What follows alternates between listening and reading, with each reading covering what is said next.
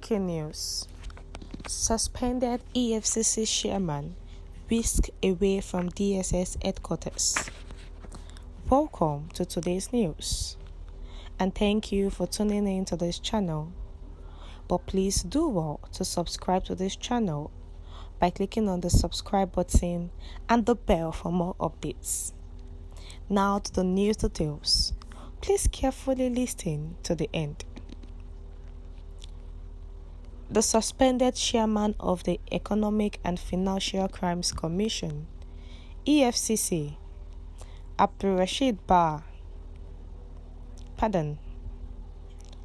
has been whisked away from the Department of State Services, DSS headquarters in Abuja, to an undisclosed private facility.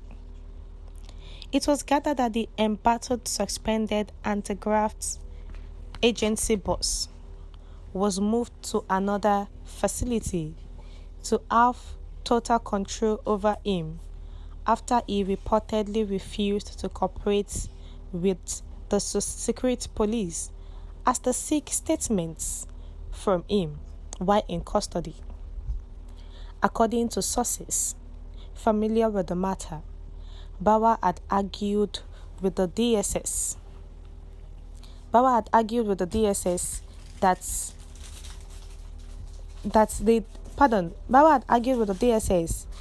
no authority to detain him without charging him with any offense, which led to his refusal to provide statements.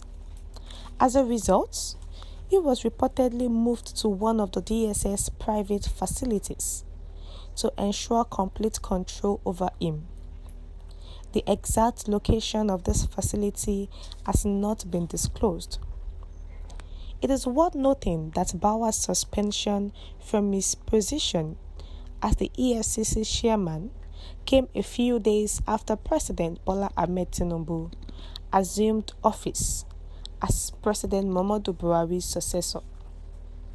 Bauer's suspension followed allegations of abuse of office, although specific details regarding the allegations were not provided in the statement issued by the police of the Secretary to the Government of the Federation. Following his suspension, Bauer voluntarily submitted himself for interrogation by the State Security Services, the SSS, also known as DSS. The SSS had invited him for questioning regarding ongoing investigative activities concerning him. Bauer complied with the invitation and arrived at the SSS headquarters in Abuja, where he was interrogated. The investigation from the SSS came in the wake of a previous incident involving a confrontation between SSS and EFCC personnel over their shared building in Lagos.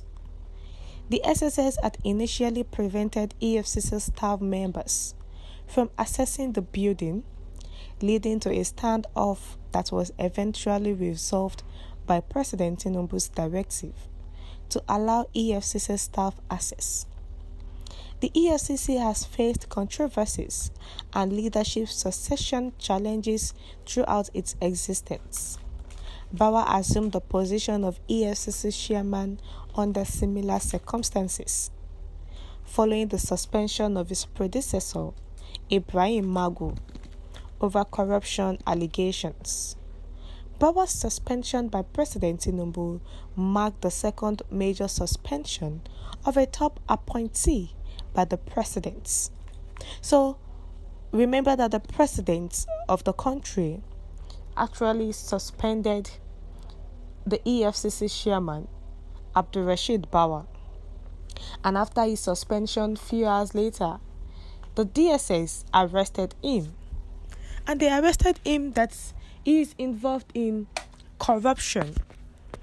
But now, Bauer is saying that he cannot be in the DSS detention, that him being in the custody without anything on his case, that it is not right. So he refused to cooperate with the secret police during their attempt to obtain statements from him while in the custody. So because of that, the DSS had to take him to a private facility that is undisclosed. We don't know whether they went to torture him there or they went to actually put him there so that once he is there for some time and when he comes back to his senses, he will be able to give them the information in which they need. But the location was undisclosed. So, and there was an issue between the EFCC and the DSS. Remember that the EFCC and DSS were sharing a building in Lagos, and there was a confrontation between the SSS and the EFCC, claiming that they are the owner of the property, the building, and this was what the EFCC chairman is thinking that is one of the reasons why he was being arrested. But he has forgotten that he was involved in corruption. The corruption that he was involved in was also with that of Emefiele, that they came together to bring hardship on Nigerians. That is the new Naira policy. Now, as developments surrounding Bawa's case unfold, Nigerians are eagerly awaiting further information and clarity regarding the allegations and the future direction of the EFCC under President Tinubu's administrations. We have come to the end of the news, dear listeners. Thank you for tuning in to the end. Please share your view in the comment section. Thank you.